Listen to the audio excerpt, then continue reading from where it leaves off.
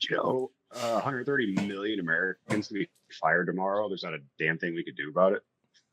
I mean, that tracks. There's nothing we can do about it, like any of this stuff. God, I wish I were more Wrongful shocked. termination. Wrongful termination, as it turns out, can be difficult to prove. So, in this episode, we're going to explain how to identify wrongful termination, what you can do about it, and the things that your boss said were illegal but are actually protected rights. So, I'm Charlie. He's Colin. This is the Unemployable Life podcast. Welcome back. This could be a fun one. Damn, I nailed that, dude.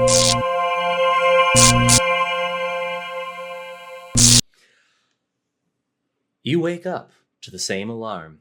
Get dressed, make your coffee, and head into work like you always do. You show up early, stay late, pick up the slack without being asked. Then one day, your manager pulls you aside, with HR on the line, and tells you your performance isn't aligning with company goals. No warnings, no write-ups, just a polite goodbye and a forced smile, if you're lucky. You're escorted out of the building you helped keep running for years. Meanwhile, the same execs who made the poor decisions that tanked last quarter's numbers still have their corner offices, still cashing bonuses, still protected by golden parachutes. You're left figuring out how to pay rent and explain to your family why loyalty doesn't matter. Wrongful termination isn't just a bad break, it's a broken system. A system where at-will employment means you're disposable, no matter how hard you work or how much you give. So the next time your job tells you, we're a family, remember, family doesn't fire you to protect a spreadsheet.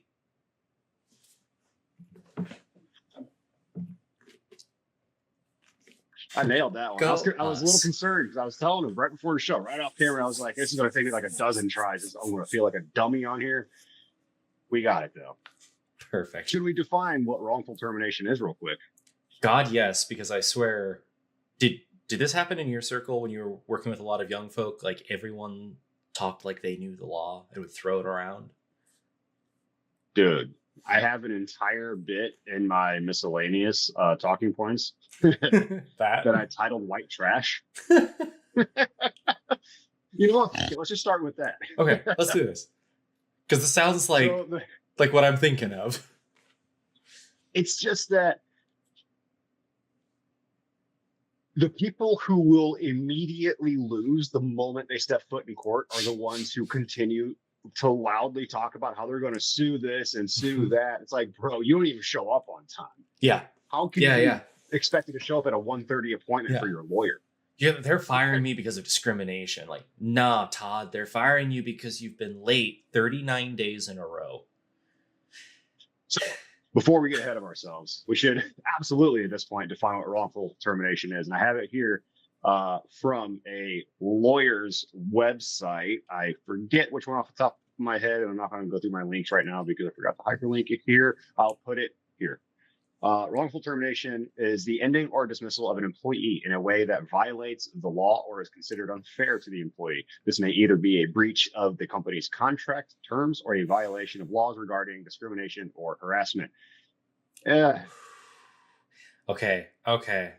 This hurts my soul to process. Company values exist so that they can be held against you. That's my hot take. Only when it benefits them. Yeah. And they don't have to follow. So I think you're getting heavy, Colin. In order to understand wrongful termination, though, we have to first take a look at what at-will employment means. And at-will is a legal principle where either an employer or employee can terminate the employment relationship at any time for any reason or for no reason at all. So unless there is a specific law or contracting stating otherwise. So what gets me about this too is that the wording on it, if you don't pay attention to it, can sound positive. At will employment sounds like it's like at will of the employee. And it's a very manipulative way of saying, like, actually, we're protecting businesses over the individual. It's kind of manipulative language because politicians wrote this. Oh, dude, I remember, it was probably like 15 years ago. I was having a conversation with a guy. We'll call him Frankie. And he was deeply Republican, trying to convince me that I was also Republican. He showed me an offer letter and he's making $11.50 an hour, but he had benefits. I'll give him that. But he was pumped to be making that. And I was just like, why though? He was like, well, he was working in Indiana, living in Illinois. He's like, Indiana's a right to work state. He clearly didn't know that all 50 states and DC are actually right to work states. But Yeah. he was saying this, and I didn't know what that meant. But he was literally selling it to me like, well, that just means that you are free to work for whoever, wherever you want. And I was just like, oh, that's really neat. Mind you, I was probably 19 or 20 when he was telling me this, and I was left leaning for sure, but not bought in, right? Which is probably why I'm just slightly left of center these days. Not political here, but for context. And dude, it was so weird because I was kind of sold on it for a minute. And but here's the thing. I was sold on at-will employment while being pro-union. Yeah. Oh yeah. Because that wording is so easily misunderstood that even a well-meaning person can just grab it, run with it, and then that's how it was pitched to me too. That's how I heard about it. I was like, yeah, this is really cool. Like, freedom, go America. Oh yeah. But like, no, it's actually protection for your employer. Like, it literally makes it easier for them to just get rid of you. Jesus. Now they just have to, oh God, you're fine. I feel like I'm on Star Wars. Uno Lento. Fucking everything is falling. All right. Give me 1 second, people. God, we almost went on a Star Tours tour of the back of your desk setup there. But yeah, no, the wording is misleading, and that sucks. It allows all of this confusion so that it sounds like you're puppeting and supporting something good when really it's something that hurts workers. It was everywhere when I was a kid, and now I look at it, I'm like, God, this is a really evil piece of legislation. It's horrible. And it was designed for your employer. It was not designed for you. Yes, technically you can now leave your employer without a moment's notice, but there was no law stating you couldn't before. So what is it protecting you from? Nothing from the employee stance changes really under the at-will employment doctrine, if you want to call it that, except the employer's ability to just throw you to the curb with no or no good reason. Yeah, no. And like, it also acts as a bastion against any pro-labor laws for that, because there's already a law in place that would contradict anything you might put in saying like, hey, you know, an employer must have a true reason, like performance related, to get rid of you, or like specific things, and that otherwise it is on the employer to prove it. France does this. France has a system where if I'm working in France and I need to lay off 30% of my team because some dillweed from the US said, hey, we can rehire them out of India for cheaper. Let's just get rid of all of them. They're expensive. If I do that, the French government will investigate and literally be like, so why are you getting rid of this 30%? Is it for real reasons? And if they find that you are just around, you get to pay all those employees their normal wages until they find something else. I think it's like, it gives them like 5 years, 7 years. I forget the law. I don't know. We can look it up. Put a link here. But that would be amazing for us. Because like, being an advocate like for labor, I can abuse the crap out of the system. Hey, Charles, let's make a company, and in the values, let's make sure that we define that, you know, strict adherence to upper management leadership. So if anyone inconveniences us, I can just say, you're not adhering to our leadership rules, so I'm going to have to let you go. And I can legally do that. And that's where the no good reason comes into play, because that's a bad reason, but it is also no good reason. Yeah. That's why it's my favorite. It's a favorite little beep of words. Like, just, it means nothing, and yet it means everything too in situations like this. For what it's worth, there are 4 instances where an employee cannot be fired under the at-will doctrine. Okay. One is as long as it is not breaking a written contract, i.e., e.g., union agreements, collective bargaining agreements, these kinds of things. Hiring contract even, but you'd have to fight it. Hence the lawyers. And I was told this when I was working for a construction company in the Midwest by my foreman. He goes, you know what, funny enough, now that I think about it, he told this to a guy who was complaining about an ankle thing that he had gotten off of the job, an ankle injury he had gotten off of the job, and he was talking about he was going to get workers' comp for it, right? He's going, oh, I was work construction, whatever. Yeah. You know, they'll buy it. He looks at him and he goes, Frankie, this company's lawyers are bigger than yours. Yeah. And it was a quiet 7-minute drive to the job site after that. Yeah. It was just like, oh, fuck. Because this kid was probably 20, 21. Like, he was exactly what we were talking about. Yeah. Just a minute ago. And it was just a hilarious mic drop.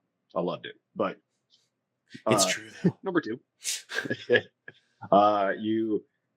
an employer cannot fire employees under the at-will doctrine as long it is, let's see here, as what the employee has done has not benefited public policy. This is mostly for whistleblowers. Okay. So if you have done something, you've let loose information, and then the public in general has benefited from that, they cannot retaliate against you. They can't fire you. Which actually brings me to the third point, which is as long as it's not done in discrimination or retaliation. And then the fourth point is as long as it was not to avoid duties owed to the employee. So we're talking health insurances, maternity leave, FMLA, that sort of thing. Sort of thing. And it's also worth just punctuating this, that 74% of American workers work under these conditions, which, as we said at the top, was 134 million working Americans right now work on this just paper thin floor. Yeah. It's ready to fall out from underneath them at any given time. And the worst part is that describes so much of our country, but that's another topic. So one thing that I remember... That's another podcast, sir. God, yeah. Another topic. The one thing that always got me was it did actually help me to have some basic legal understanding, because in some cases you find companies that are so terrified of being sued, they'll just pay you out if you actually know your shit. And you're like, I'll go. Don't call my bluff. I will find a lawyer. But in studying for this podcast, I realized I didn't even really understand what we could and couldn't talk about, what was actually protected. Because that almost seems like a sub-definition here of though you just defined why you can be fired, but there are certain things that say you cannot be fired for this, and they're a little more nuancey than they seem. Because unionizing is protected, talking about your pay is protected. Yeah, reporting illegal acts. If your boss makes you perform an illegal act, say he forces you to go into a confined space without a permit, or he forces you to climb up onto a roof for a quick repair without a tie-off. I'm using personal experiences here. Yep. You can report him, and he cannot do anything against you illegal. There is a caveat to that, where they can do it and get away with it because you can't prove it. Or we should probably go through. You know what? Actually, a lot of employment lawyers will take the pay at the back end of the case. Yeah, because you're suing your employer that you just lost, right? They know the clients don't have a cash flow at the moment. Yeah, and some of these cases we'll get into in a second can take up to 6 months just to organize. Yeah, depending on the complexity of the case, and more importantly, the organization of you, the person suing the company, the employee who has rights that have been infringed upon. Yeah. So for this, for how the lawyers go about courting these guys, we'll call it, I found a wonderful source of information. So shout out to Brannigan Roberts. Brannigan. Related to Zap Brannigan? Oh, I'm sorry, Brannigan Robertson. Brannigan Robertson. Robertson. Okay, so not. I knew it was not Zap Brannigan. It is not. It is definitely not Zap Brannigan. This timeline sucks. Velour. He's a California employment lawyer and YouTuber who goes out of his way to thoroughly and in plain English explain workers' legal rights. So we will link to him below. Absolutely. And he's got 183,000 subs. He doesn't need our help, but we're going to help him out because it helps you guys out. Yeah. So as Brannigan lays it out, the first step that your lawyer is going to do upon hiring them is they're going to collect from you facts, documents, and testimony. The two best things you could do here is be honest and be organized. The more organized you are in this process, the faster it'll go for you, and the more streamlined, the more pressure it'll put on them. Because the faster you move, the faster they have to move too. Yeah. That's just kind of that simple, honestly. So almost it pays in this case to, if you even suspect things are going to get bad, start making sure that you get some communication in emails, because emails can be subpoenaed. Which brings me to step number 2. It's almost like he went through my notes or something, Colin. I'm actually not even looking at him yet. I say he did not. He does not go through my notes. He has access to them, but he does not go through my notes. So any I got it here. I can cheat. Commonalities we find, we tend to celebrate. This is fun. If I look over here, I'm cheating. So, I can only look at there for the intro story. There you go. That's why I put my monitor right here, as you all saw a second ago. There you go. I full screen. Step 2 would be the discovery process. And this is where your lawyer will contact the company's lawyer, or the company, or whomever they need to in order to collect the facts, documents, and testimony from them, the people you are suing. And this requires subpoenas for documents, written answers under oath, and depositions to get both friendly and unfriendly testimony from witnesses under oath and on camera. God. If you have lied up until this point, you've gotten away with it.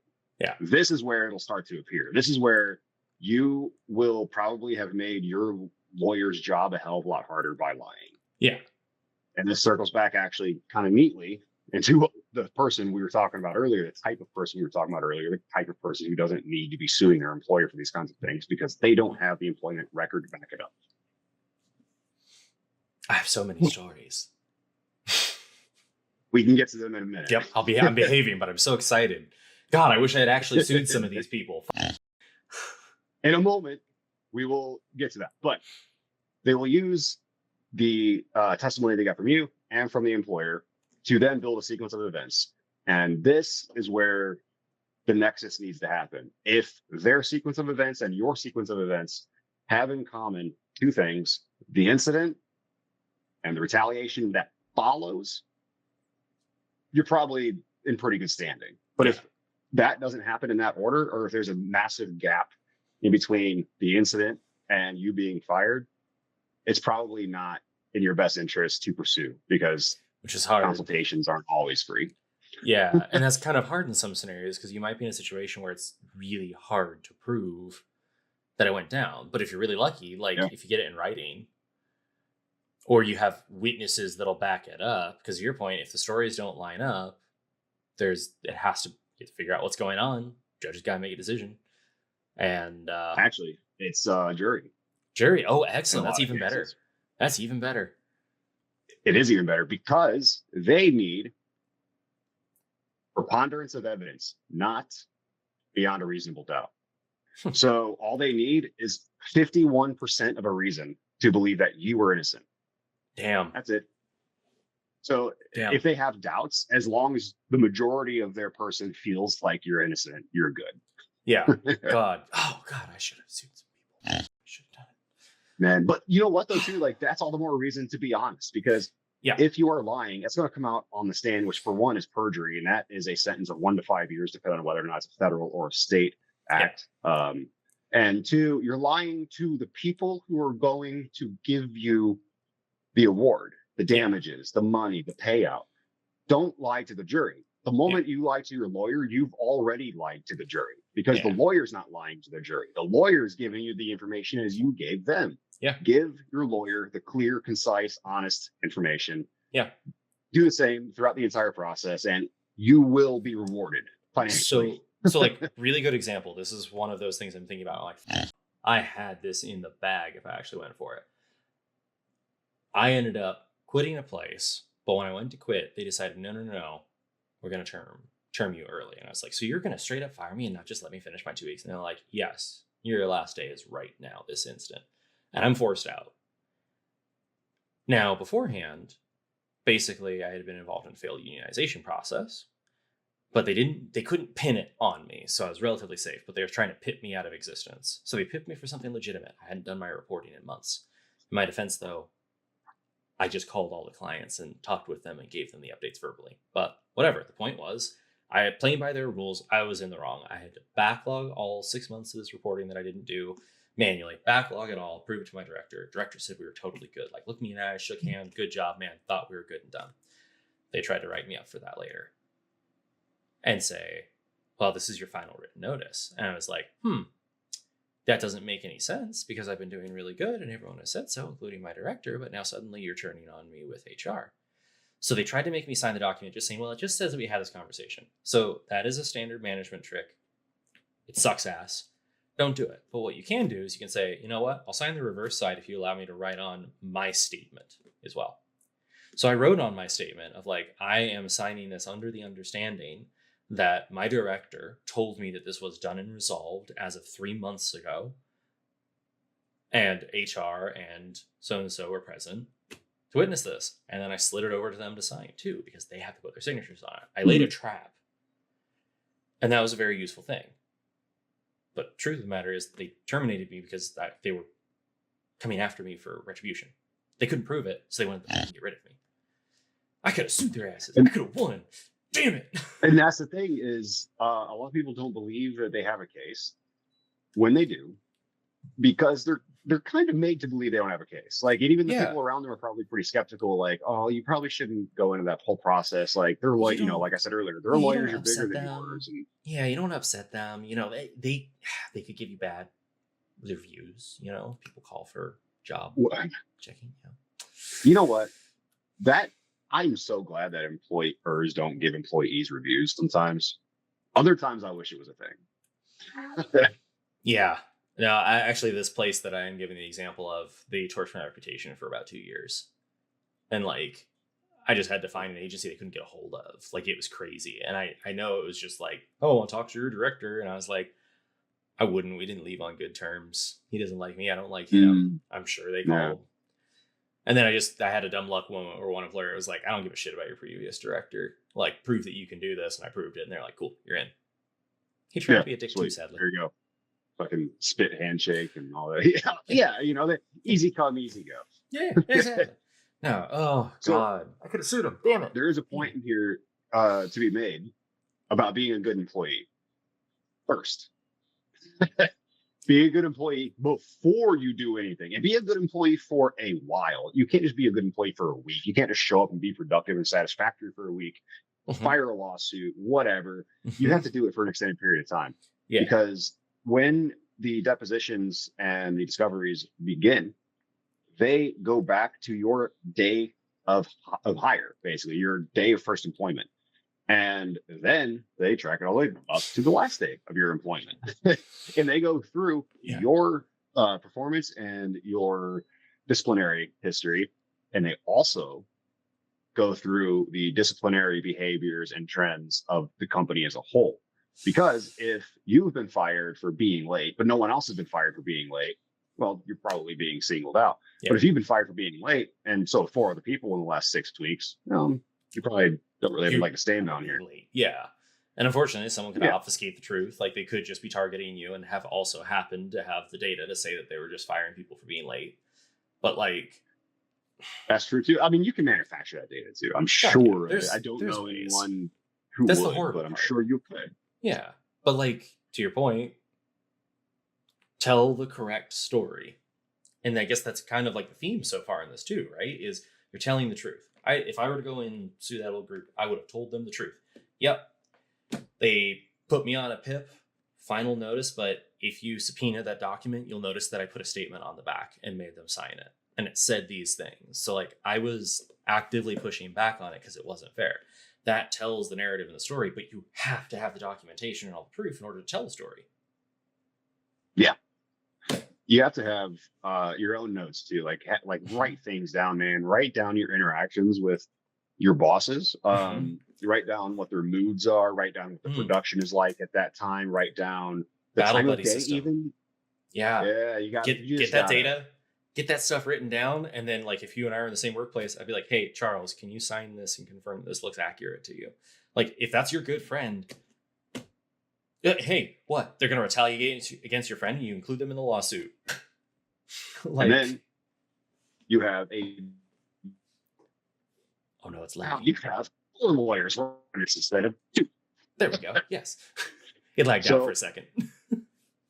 You're very staticky at the moment. Wait for it. Oh yeah, I can see that. Yeah. It's starting to get better. You're a little robotic. There we go. A little technical difficulties here right now. Okay, there we go. Now it's good. All right, here we go. All right. Okay. All right. Okay. All right, Another all thing is too, right. like, just a real quick point. You don't want your piss poor disciplinary or tardiness record to show up in front of a jury for the first time because Yeah.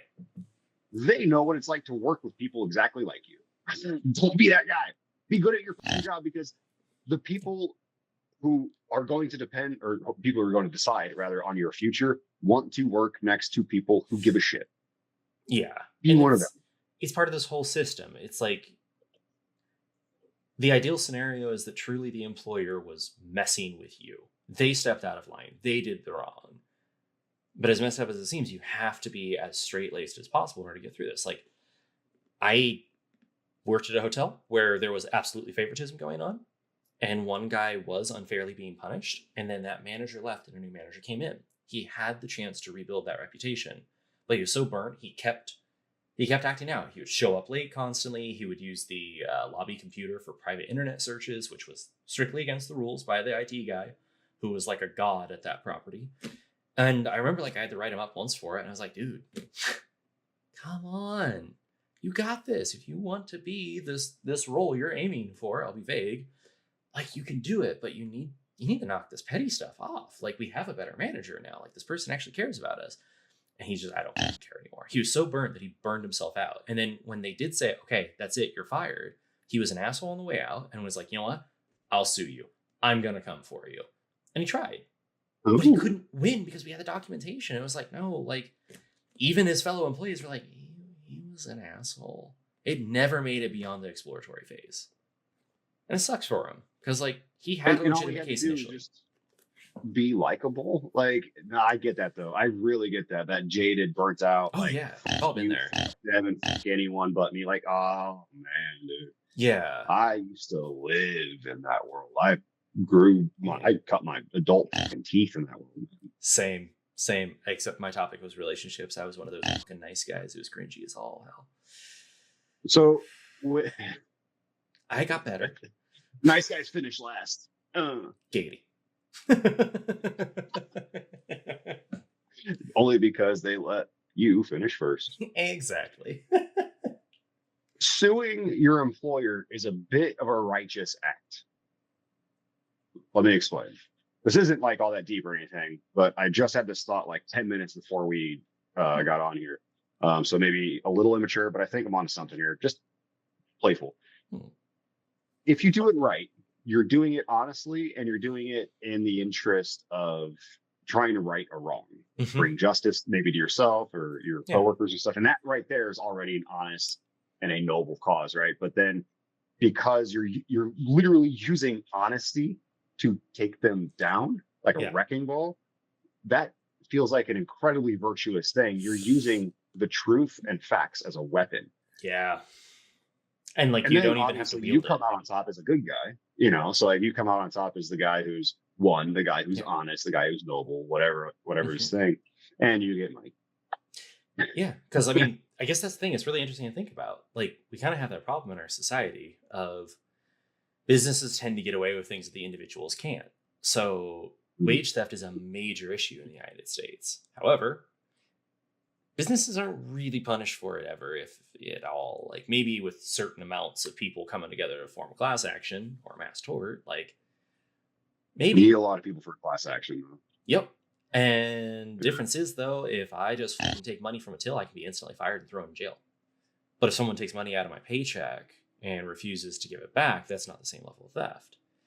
There's kind of this like double-edged sword, hence why lawyers are needed in this scenario. Like the odds are not necessarily in our favor. We have to do everything as straight-laced as possible in order to survive in the system. Or you luck out and it's one of those scenarios where you are that straight-laced person. It's not even a struggle for you to try. You just had a horrible human being over you who just, hey, you're fired because I said so, which is actually kind of the only time I got fired.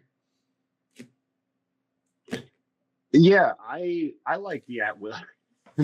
We're circling back to Title 1 here. Yeah. I kind of like the at will employment because it allows me the ability to just walk off. Like I said, we've had that from the start, but just more people realizing that, I think, is an important thing. So I'm reiterating it here. Yeah. I'm not going to repeat We that should entire maintain segment, but I that. will reiterate it here. If they can fire you at a moment's notice, you should be able to leave at a moment's notice without burning that bridge. In fact, I would even be an Unless extremist and say employees should be able to quit on the spot with no legal repercussions. Because what if you walk into a factory and like there's no fucking protection cages around equipment that needs it? Like, nope, I quit. I'm out. Bye. You can't hold me accountable for this. Perfect. But the businesses have abused that on us. I am an employee that has abused at will employment. I quit one place So without notice. 2 places actually. I have quit every place except one, my biggest corporate gig, and I gave them 30 days notice. They fired me the next day. Yeah. What is with And that you know shit? what? I don't even care, man. Like, I kind of expected that to happen. Yeah. It It's so was petty. fine. I expected it because it was corporation. If it was a small business, I'd be like, yo, What the whoa. fuck? Thought we Yeah. were on the same side, bro. And then I realized you're driving a Bentley with your PPP loan. I'm driving an 03 Sonoma, yo. So God. I My digress. company was a yacht for the I just PPP straight up loan. walked out on almost every job I've ever had because I'll ride it until the fucking train tracks come off of the ship, dude. Like, Yeah. I will ride that motherfucker into the ground until I'm ready to rip someone's throat out. Like, I have yelled. I've been in physical yelling confrontations with 2 business owners because they were wrong, point blank. I was not. And they wouldn't accept that or my expertise as reason for me not being wrong. Yeah. And I quit one of those jobs over a text the day I was supposed to come back after a suspension for a thing that I had, to my knowledge, very little or no part in. Yeah. And I knew where this was going already because I'd been here before at a previous job. I'll make you think I was the problem. Hey, sometimes we are. Like my first couple of gigs, I was the problem. And then once I figured out how to be a good employee, different. And then it was really confusing when I was being a good employee and still not getting raises and being punished and all the stuff that led to us forming this. That's it. That's what you just said is exactly the fucking thing. I've been that guy. I've been the asshole just shouting at people because you're slowing me down. You're not moving fast enough. I need more. I need material now. The forklift needs in here now. And then I was also the guy who just let you do whatever you want because I knew I was safe at my job. I knew they knew I was good at it. Right. And then that didn't work out for me. So then I was like the friendly, firm guy, like, he kind of keeps you at arm's length, but he'll like give you a good ribbon or something, you know?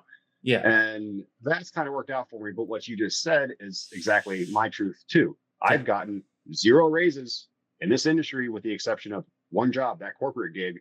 In 10 years in manufacturing, I've gotten 1 raise and they fired me after me giving them 30 days notice. Oh my God. Actually thinking about it. The only time I got raises once I left hospitality. And even then it was kind of a struggle there. Like you had to kind of go into supervisory. That's how I got raises there. I went up the role and responsibility. But once I hit tech/marketing land, it was role changes. Otherwise, I remember one time that would count as a raise is I agreed in my contract and I held them to it.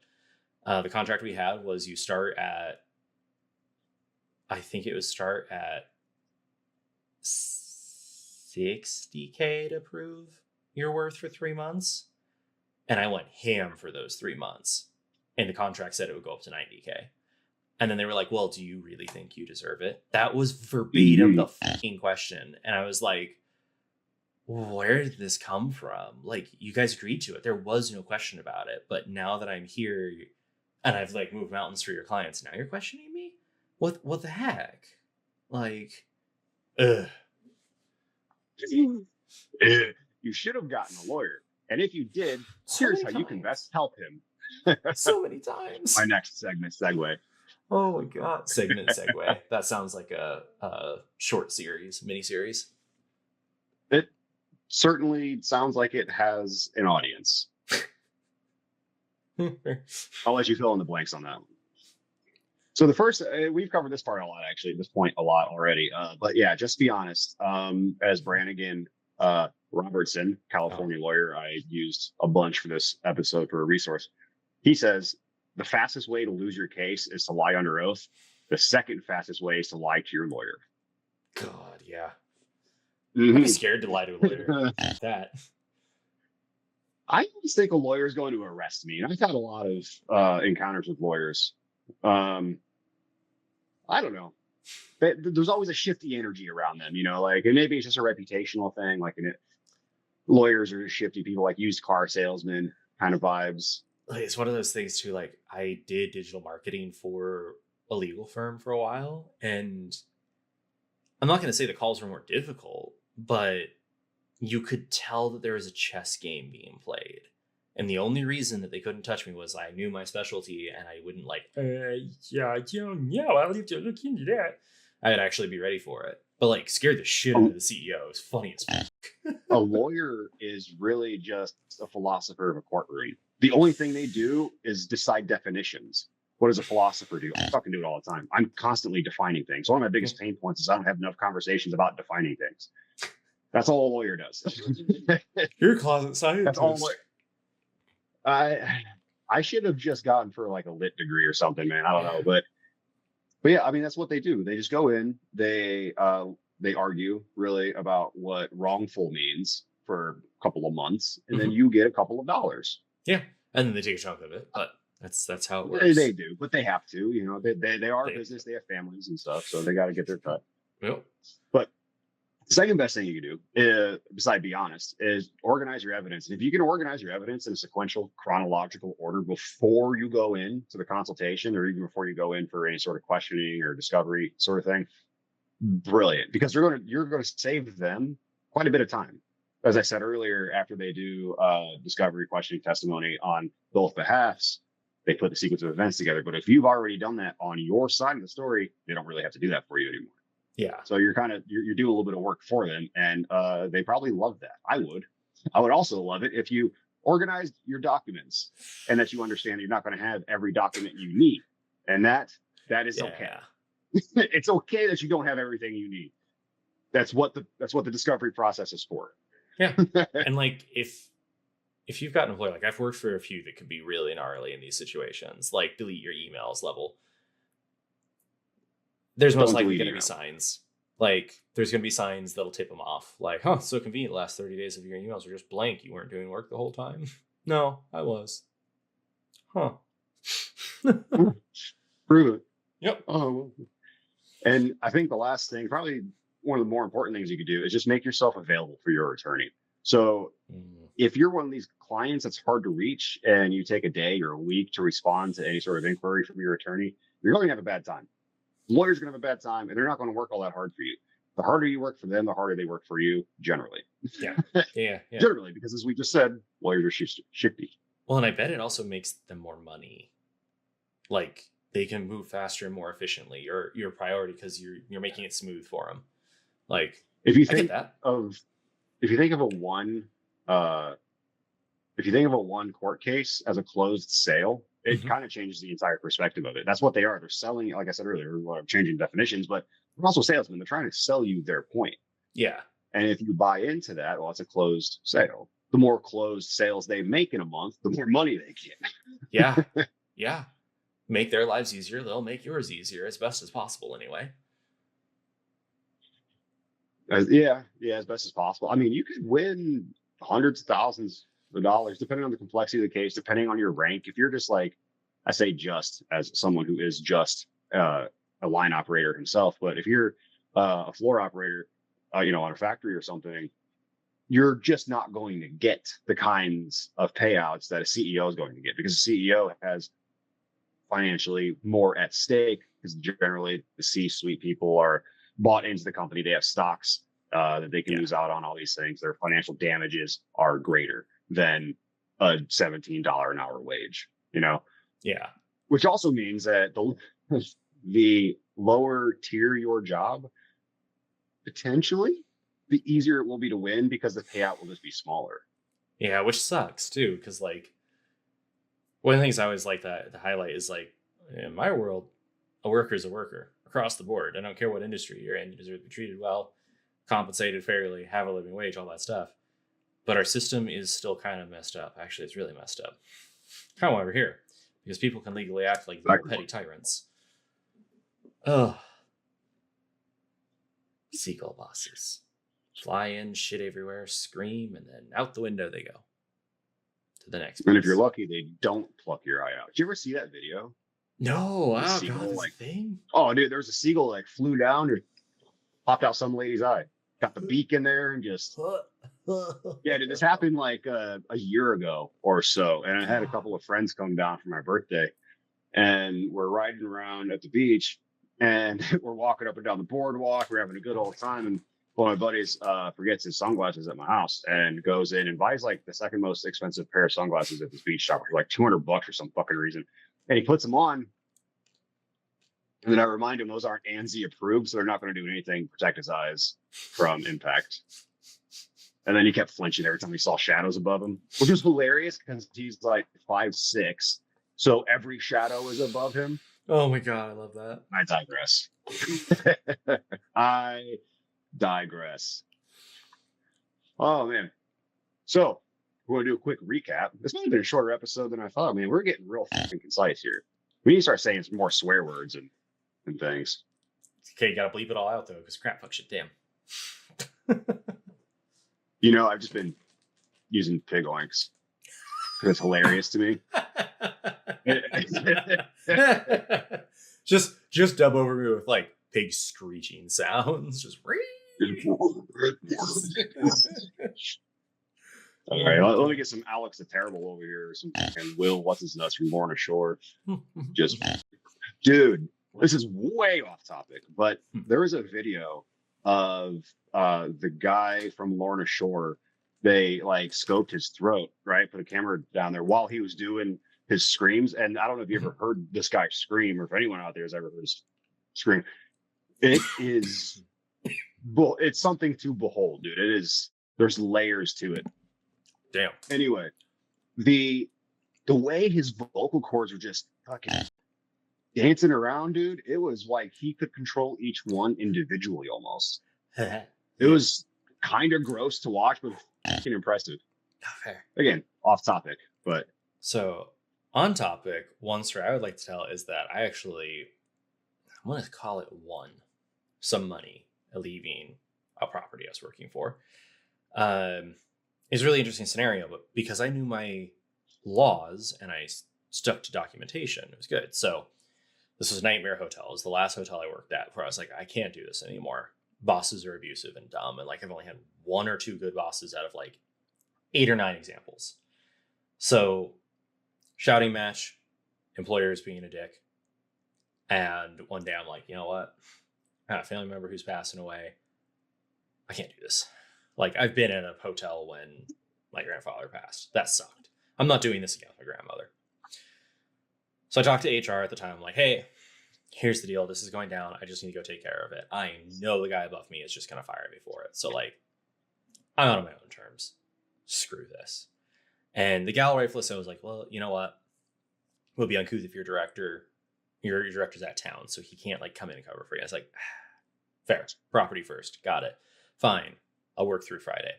So I worked through Friday, and on my last day, I ended up leaving at noon. And it's documented. Everything was fine. You know, my management squad was there, and I was like, guys, I'm out, deuces. I'm done with this. You guys know why. And they're like, yep, makes sense. Have a good life. Like, toodles. Except for one guy who hated my guts. He was like, yes, fucker's gone. He wanted my job and didn't get it. Why did he hate you? He wanted my job. And he didn't get it because he didn't have the experience. So he just treated me like a piece of shit. And then director dude encouraged it. So anyway, I apparently 45 minutes to an hour afterwards, because I get the text. Hey, Colin. Friendo here. We'll go with that name. And Friendo's basically like, hey, did you see like $500? And I was like, no, I would have recognized lost and found $500. And he's like, okay, so someone's calling saying that they lost $500. And it's like, huh, I bet you they put it in their safe. Like, this happens quite a bit. So like, just basically ask him what room he was in, go in, use this override code, that'll open the safe, and I bet you the money's in there. He's like, okay, I'm gonna be on the phone with you. Cool. Yes, it worked. Great. Is the money in there? You're like, holy shit, it is. He like has a whole little basket in here with like other stuff. And it's like, cool. Call him back, say it was handled. So Calls the dude's like, oh my God, thank you so much. He comes back, he picks it up. And then the hotel, like my friends at the hotel that I worked with were like, hey, Colin, he wanted to give you a reward off of it. I was like, yeah, don't worry about it. Like, I'm not going back to that place. Horrible hellhole. I'm out. I'm already going to Disneyland. I have another job lined up. Bye. So I quit that day. HR pings me and says, it's going to take a while to get your check. I'm like, that's fine. You can take like a week. I give you that. And then I just never hear from her again.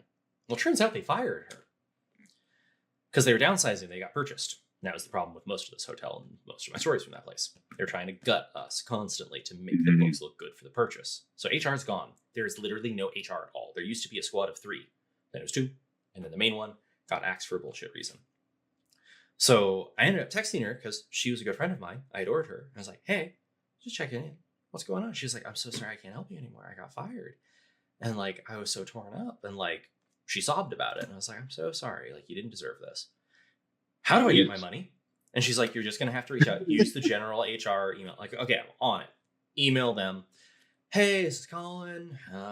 It is now 2 weeks since my last date, and I haven't got it. Now, acknowledging my last email to HR, said I'll give you a week. Technically, it's only a week overdue, according to California state law.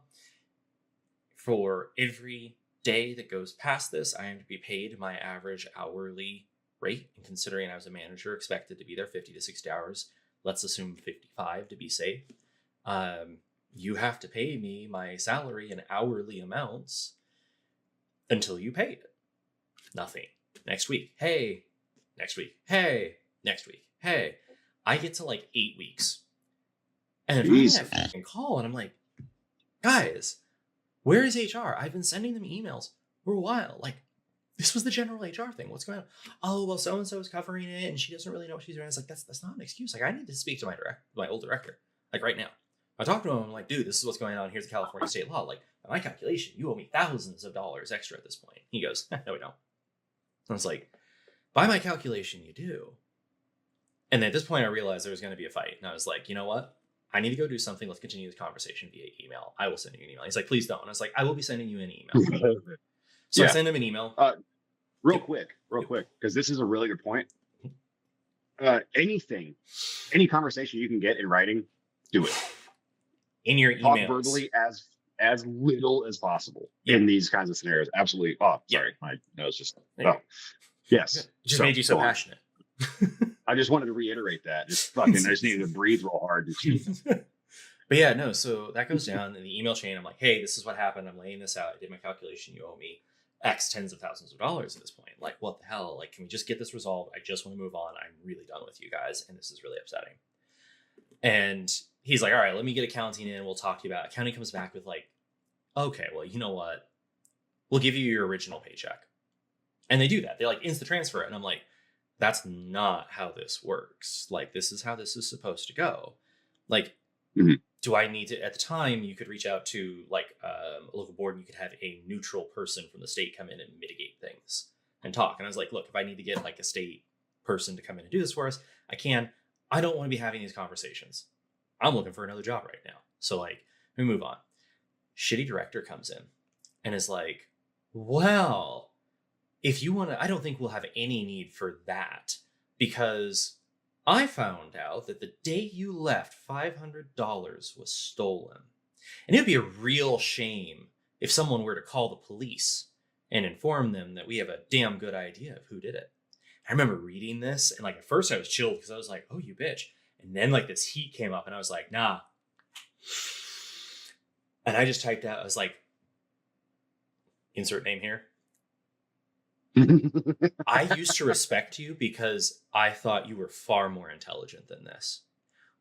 Did you really just threaten retribution against me? In writing? Writing.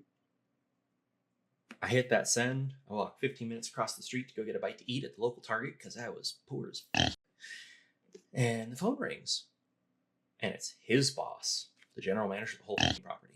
Colin, hey, man, this is Colin, right? And I'm like, yeah, this is Colin. Like, who's this? He's like, yeah, GM, you never really saw me. I was always in my office doing important things. But, I just want to talk to you and make, I just realized, insert name here is really just kind of, he doesn't know what he's talking about. He's kind of special. So I just want to make sure we're good, right? You and I we're totally good. Like, we can figure this out. And I was like, no, we're not good until you send me the amount that I am owed. And I swear to fucking God, they send 70% of what was owed. And I send them a note going, that is not what was agreed upon. Take a look at this email record. If you have any questions, you call the big man. He said it will be handled. And the fucking accountant was like, I didn't approve this. This is going to mess with my budgets. Another call. Hey, man, I just spoke to so-and-so in accounting. That amount's coming to you. All right. Yeah. Sorry about that. So we're all good. We're all clear. Would you be willing to sign something? I was like, no, I would not. And got the money. I ended up with enough money to live for 3 months. Don't sign anything. No. Get everything in writing and sign nothing. Yeah. There is no law anywhere saying that you have to sign a fucking thing that anyone puts in front of you ever. Yeah. Ever. Yeah. And honestly, like, that was the only time I ever really won one of these things just straight out, because like other groups were shitty about it. So like, it's worth it to stand your ground and document it, because in that case, I could have gone to the lawyer and I probably could have gotten a lot more. In fact, that property was notorious for other issues. I could have class actioned it. I wish I had in retrospect. Would have helped my friends. In order to, well, you could have reported them instead of like filing for a joint suit or something. In order to report them, you can call the National Labor Relations Board at 844-762-6572. They also have an e-file link, and we'll put that in the description. So that is a direct to government report thing. If that is something that you're interested in, you can report your Does it allow employer. you And to do anonymous or no?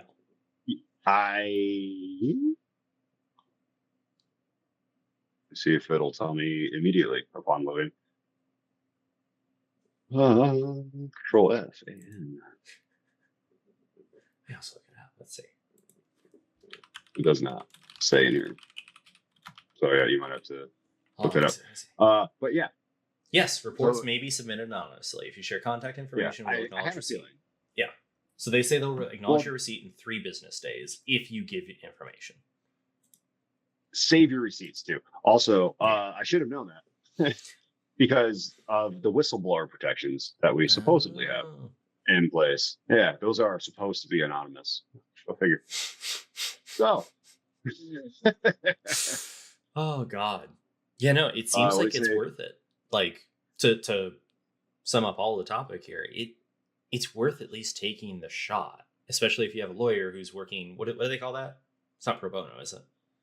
No, I don't remember what it's called, but essentially they'll take a cut out of whatever you win. Yeah, like, you may as well take warned the shot. Though that they will do that up until a certain point, because at some point, like, they have to pay their bills too, and if it's if this case is going to exceed anything they expect to get from the winnings, they may drop you. Also, if you lie, they may drop you. Yeah, so basically, again, be honest with your lawyer. Make your life easier for them. If you're a pain in the ass, they're going to charge you a pain in the ass tax. That's exactly right. You got to have your CYAs covered.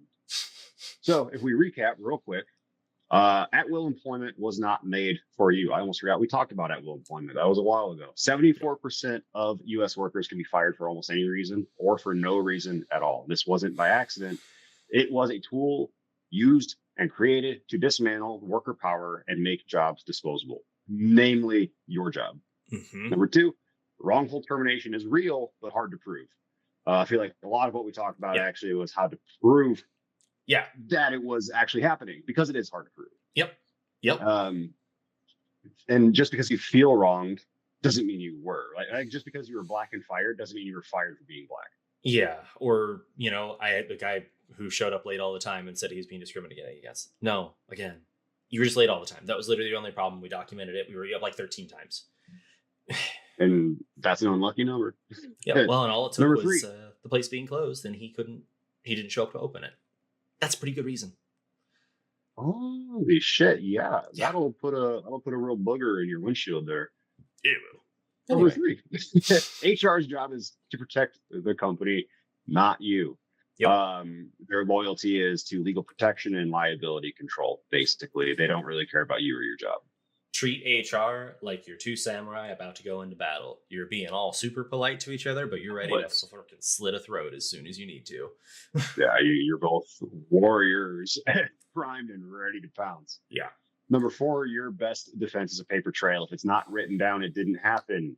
Document moods, meetings, warnings, emails, timelines, settings, production. Is production up? Is production down? Is production down? And then you have a boss with a bad mood. Well, it's pretty. But if production is up and your boss is in a bad mood, well, might be you. Well, and to clarify too, production can apply to almost any industry. Every industry uses a pipeline to produce a product or a service. So like productivity, whatever you need to do, document it. Like, it's important. If you're a copywriter, data analyst, medical coder, or if you're a metallurgist, if you're a scientist or an analyst, if you're a production worker or construction worker or salesman, it's all production. Whatever you do to make money is a production. Hell yeah. And lastly, you have rights, but you have to use them. And to use them, you have to learn them. Colin, you have clearly learned your rights to a pretty thorough degree, at least as workers' rights go in California. Just real quick, off the top of your head, where was your most valuable source of information? You don't have to, obviously, like, whatever, just whatever pops in your head. Government websites, mainly because I had friends who were going through issues at several properties, and then I had to look it up. So I went with local laws, this was back before GPT, so, I had to actually go through multiple results and be like, all right, what's the most up-to-date one? The Dewey Decimal point. Like, you're one step removed from the Dewey Decimal System there. I know. That is insane, dude. I'm old now. Holy shit. Did you have to, like, walk uphill moderately? We can't walk uphill both ways. Did you have to walk uphill one way? Yes. To get to this place? Yeah, one way each way. Yeah. So it's still uphill. Well, no. But then it was like really steep downhill after. That's what it was, I thought. Yeah. That's why your knees are bad. It's the downhill portion. Because our parents worn out one of those hills walking uphill both ways. Oh, yeah, absolutely. Yeah. Different era. We're not as strong as they were, Clearly. We bitch about our work problems instead of just sitting there and being abused. And being loyal for it. Oh, man. So, that was our show tonight, folks. Thanks for driving. Be safe out there. Unionize. Oh, before we go, what? We have a website and merch. Oh, yeah, we do.